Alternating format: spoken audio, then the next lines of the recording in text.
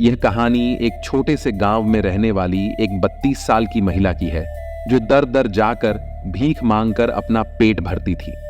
एक दिन वह भीख मांगते हुए एक घर के दरवाजे पर पहुंची। दरवाजे के बाहर खड़े होकर उसने आवाज दी, अगर कोई घर में है तो मुझे कुछ खाने को दे दीजिए, मैं 5-6 दिनों से भूखी हूं। वह महिला कुछ देर तक आवाज देती रही, लेकिन अंदर से कोई जवाब नहीं आया, न ही कोई दरवाजा खोलकर बाहर आया। फिर निराश होकर वह वापस जाने लगी। तभी पीछे से आवाज आई, ठहरो, मैं बाथरूम में था, इसलिए देर हो गई। तब वह महिला रुक गई और फिर से उस घर के दरवाजे के सामने खड़ी हो गई। दरवाजे पर खड़ा व्यक्ति, जिसका नाम रघुवीर था, वह करीब 38 साल का था। रघुवीर ने जब उस महिला को देखा तो उसकी तरफ देखता ही रह गया। तभी वह महिला ने फिर बोली, साहब, मैं 5-6 दिनों से भूखी हूं, मुझे कुछ खाने को दीजिए। तब रघुवीर ने उसकी बात सुन और कहा, मुझे लगता है मैंने तुम्हें कहीं देखा है। तब महिला हंसने लगी और बोली, साहब, आप मुझे कहां देखेंगे, मेरा तो रोज का यही काम है, भीख मांगकर पेट भरना।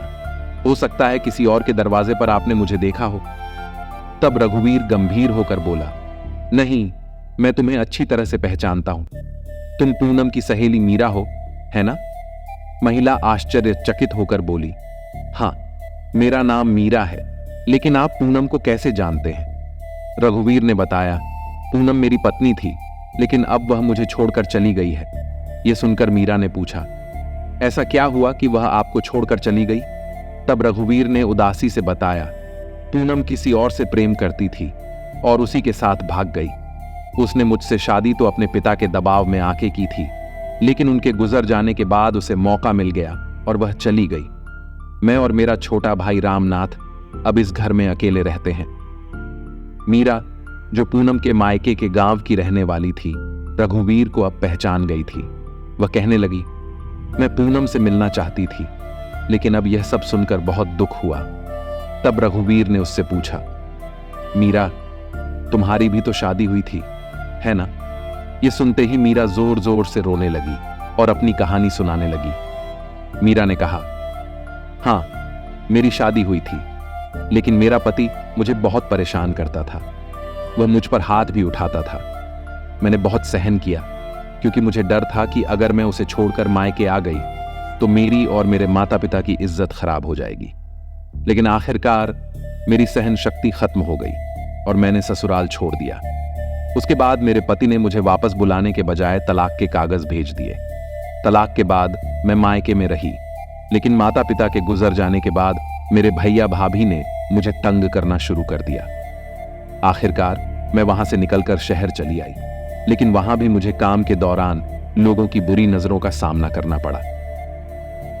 हर जगह मुझे वही अनुभव हुआ, जैसे सबको मालूम हो गया था कि मेरा तलाक हो चुका है और अब मैं अकेली रहती हूं। लोगों की निगाहें मुझ पर टिकी ही रहती थीं, मानो मैं कोई सरकारी सामान बन गई हूं। मेरा उम्र भी ज्यादा नहीं था, इसलिए कुछ लोग तो मेरी राह में रोड़े भी अटकाने लगे थे। इन सब से तंग आकर मैंने इस शहर में एक और किराए की झोपड़ी ले ली और अपना भेष बदलकर भीख मांगने लगी।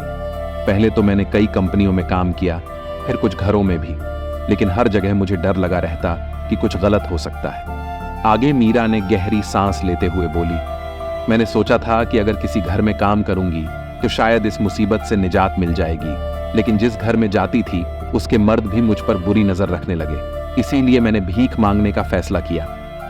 मीरा की बात सुनकर रघुवीर के भी आंखों में आंसू आ गए। वह भी रोने लगा।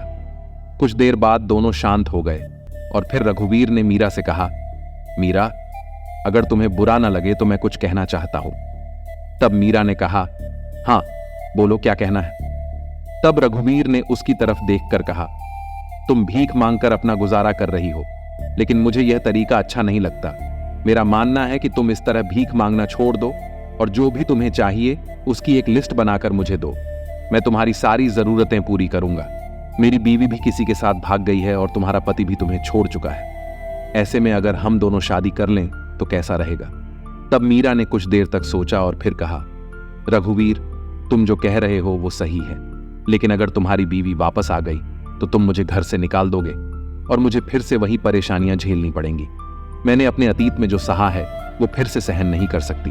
इसलिए मुझे लगता है कि जैसे मैं अब तक जी रही हूं वैसे ही आगे भी जीती रहूं। रघुवीर ने उसे समझाते हुए कहा, मेरी बीवी से मेरा तलाक हो चुका है, अब वापस आने का सवाल ही नहीं उठता। यह सुनकर मीरा ने कुछ देर और सोची और फिर शादी के लिए हां कर दी। यह सुनकर रघुवीर के चेहरे पर मुस्कान आ गई। उसने तुरंत मीरा के कंधे पर लटका गट्ठर उतारा और उसके हाथ में पकड़ा कटोरा दूर फेंक दिया। फिर उसका हाथ पकड़कर उसे अपने घर ले आया। घर में आने के बाद रघुवीर ने मीरा को अपना पूरा घर दिखाया और कहा, मेरे मां बाप का देहांत तब हो गया था जब मेरा छोटा भाई बहुत छोटा था। अब वह मेरे साथ ही रहता है। यह हमारा घर है। मीरा ने जब घर देखा तो उसकी हालत देखकर उसे अफसोस हुआ। उसने कहा, आज से यह घर मेरा है ना? तब रघुवीर ने मुस्कुराते हुए कहा, हां, यह घर अब तुम्हारा भी है। फिर मीरा ने झाड़ू उठाया और सफाई करने लगी। तभी रघुवीर का छोटा भाई रामनाथ, जो किसी काम से बाहर गया था, घर वापस आया। उसने देखा कि एक महिला घर की सफाई कर रही है। तब वह हैरान होकर उसने पूछा, तू कौन है? चोरी करने तो नहीं आई? तब मीरा ने गुस्से से कहा, यह मेरा घर है, तू कौन होता है मुझसे सवाल करने वाला? तब रामनाथ ने कहा, यह मेरे बड़े भाई का घर है, तू यहां क्या कर रही है? तब मीरा ने जवाब दिया, आज से यह मेरा घर है। यह सुनकर रामनाथ को गुस्सा आ गया और उसने मीरा का हाथ पकड़कर उसे बाहर निकालने की कोशिश किया। तभी मीरा ने विरोध किया और कहा, रघुवीर ने मुझे यहां लाया है, उसके अलावा कोई मुझे यहां से नहीं निकाल सकता। तभी रघुवीर ने छत से आवाज दी, दोनों शांत हो जाओ, मैं अभी आता हूं। फिर रघुवीर नीचे आया और रामनाथ को सारी बात समझाई। यह मीरा है, तुम्हारी पहली भाभी की सहेली है। वह भीख मांगकर अपना गुजारा कर रही थी। मेरी बीवी मुझे छोड़ चुकी है और इसका पति इसे तलाक देकर घर से निकाल चुका है, इसलिए मैंने इसे अपने घर लाने का फैसला किया। आगे रघुवीर ने अपने भाई रामनाथ को समझाते हुए कहा, मैं मीरा को अपने घर में रखना चाहता हूं। अगर यह घर में रहेगी और सारे काम करेगी तो मुझे भी सहारा मिलेगा और इसे दर दर भीख मांगने की जरूरत नहीं पड़ेगी। यह सुनकर रामनाथ थोड़ा चौंक गया, क्योंकि थोड़ी देर पहले ही वह बाहर गया था और अब जब वापस आया तो उसे घर में एक नया सदस्य दिखाई दिया। आगे रामनाथ बोला, भैया, अगर तुमने इसे यूं ही घर में रखा तो गांव के लोग क्या कहेंगे? हर तरफ हमारी बदनामी होगी। रामनाथ की यह बात सुनकर रघुवीर भी कुछ देर सोच में पड़ गया और फिर बोला, तो अब तू ही बता, हमें इस पर क्या करना चाहिए? तब रामनाथ ने कहा, भैया, अगर तुम्हें इसे घर में रखना है तो तुम्हें इसके साथ मंदिर में जाकर शादी करनी पड़ेगी। तब यह घर में तुम्हारी पत्नी और मेरी भाभी बनकर आराम से रह सकती है। यह सुनकर रघुवीर अपने छोटे भाई रामनाथ को गांव के पटवारी को बुलाने के लिए भेजता है और खुद घर में बैठकर उनकी प्रतीक्षा करता है। थोड़ी देर में रामनाथ पटवारी को लेकर घर आता है। जब पटवारी घर आता है तो रघुवीर उन्हें पूरी कहानी विस्तार से समझाता है और कहता है, इस लड़की का नाम मीरा है, इसका इस दुनिया में कोई नहीं है और मेरी पहली पत्नी ने भी मुझे तलाक दे दिया है, इसलिए हम दोनों ने सोचा है कि हम एक दूसरे से शादी कर लें। आप चाहें तो मीरा से भी पूछ सकते हैं कि वह इस शादी के लिए राजी है या नहीं। पटवारी ने मीरा से पूछा, बेटी, इस शादी के लिए तुम पर किसी तरह का दबाव तो नहीं है? ये शादी पूरी तरह से तुम्हारी मर्जी से हो रही है ना? तब मीरा ने पटवारी को हाथ जोड़कर कहा, हां, मैं इस शादी के लिए पूरी तरह से तैयार हूं, मुझ पर किसी भी तरह का दबाव नहीं है। तब पटवारी ने सोचा कि अगर इन दोनों की शादी हो जाती है तो इनका जीवन बदल जाएगा, इसलिए उन्होंने इस शादी को मंजूरी दे दी। फिर गांव के कुछ लोगों को इकट्ठा करके मंदिर में मीरा और रघुवीर की शादी करवा दी। शादी के बाद मीरा पूरे हक से रघुवीर के घर में रहने लगी। उसने अब उस घर को अपना घर समझकर सफाई करना शुरू किया और धीरे धीरे पूरे घर को बदल दिया। एक औरत के घर में रहने से घर की सफाई और चीजों की व्यवस्था कितनी बेहतर होती है, ये बात रघुवीर और उसके भाई रामनाथ को समझ में आ गई थी। कुछ महीनों बाद मीरा ने रघुवीर को खुशखबरी दी कि वह गर्भवती है। ये सुनकर रघुवीर और रामनाथ दोनों ही मीरा का खास ख्याल रखने लगे और जब 9 महीने पूरे होने के बाद मीरा ने एक प्यारे से बेटे को जन्म दिया, तब अपने बेटे का चेहरा देखकर रघुवीर बेहद खुश हुआ। अब रघुवीर जब भी ऑफिस से लौटता अपने बेटे के साथ खेलता, उसकी हंसी और रोने में खुद को पिता बनने की खुशी महसूस करता। इस तरह उनका जीवन खुशी खुशी बीतने लगा था। कुछ दिन बीतने के बाद एक दिन मीरा अचानक रघुवीर से कहती है, अगर तुम्हारे पास समय हो तो क्या तुम मेरे लिए एक दिन का समय निकाल सकते हो? यह सुनकर रघुवीर थोड़ा हैरान हो गया और सोचने लगा कि ऐसा क्या काम है जिसके लिए वह पूरा एक दिन चाहती है। फिर वह कहता है, मैं तुम्हें अपना पूरा समय देने के लिए तैयार हूं, पर बताओ क्या काम है?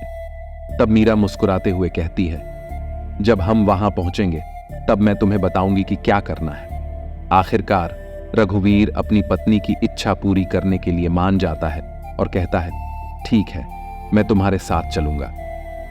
तुम बस बता दो कि कब और कहां चलना है। उस दिन मैं ऑफिस से छुट्टी ले लूंगा। तुम्हारे लिए मैं हमेशा समय निकाल सकता हूं। कुछ दिन बाद मीरा तैयार हो जाती है और अपने पति रघुवीर को भी तैयार होने के लिए कहती है। रघुवीर भी अपनी पत्नी के कहे मुताबिक तैयार हो जाता है। फिर दोनों अपने छोटे से बच्चे को लेकर निकल पड़ते हैं। जहां जाना है वो सिर्फ मीरा को पता होता है, रघुवीर बस उसका साथ दे रहा होता है। आधे रास्ते में पहुंचने पर रघुवीर फिर से मीरा से पूछता है, अब तो बता दो, आखिर हम जा कहां रहे हैं? तब मीरा मुस्कुराते हुए जवाब देती है, हमें मेरे मायके जाना है। वहां मेरे भाई और बहन ने मुझे बहुत ताने मारे थे, बुरा भला कहां था। आज मैं उन्हें बताने जा रही हूं कि भले ही उन्होंने मुझे घर से निकाल दिया हो, लेकिन भगवान ने मुझे सहारा दिया और मेरा जीवन फिर से पटरी पर आ गया है। रघुवीर मीरा की बात सुनकर खुश हो जाता है और वह भी उसके साथ अपनी पत्नी के मायके पहुंचता है। मीरा अपने मायके के दरवाजे पर खड़ी होकर अपने भाई को आवाज लगाती है।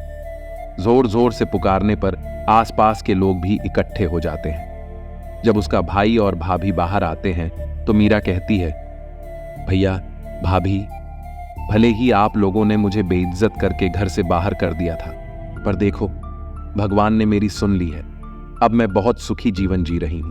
अगर आगे चलकर तुम्हें किसी चीज की जरूरत हो तो तुम मुझसे मदद मांग सकते हो। दरअसल मीरा के भाई और भाभी ने छोटी छोटी बातों पर उसे बहुत ताने मारे थे।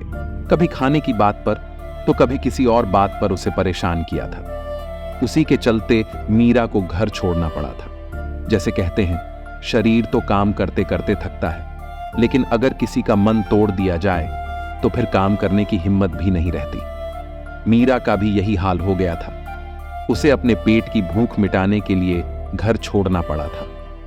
जब मीरा ने घर छोड़ा तो उसके भैया और भाभी ने उसे कभी खोजने की कोशिश भी नहीं की।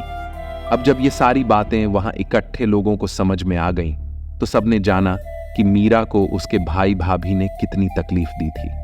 उनके इस व्यवहार से तंग आकर ही बेचारी मीरा को घर छोड़ना पड़ा था। मीरा के मायके वाले उसके भैया भाभी को बहुत भला बुरा कहते हैं। तब उसके भाई और भाभी शर्म से अपना सिर झुका लेते हैं, क्योंकि आज मीरा ने सबके सामने उनकी सच्चाई उजागर कर दी थी। इसके बाद मीरा बिना अपने मायके के घर में कदम रखे अपने पति रघुवीर और बच्चे के साथ वापस अपने घर लौट आती है।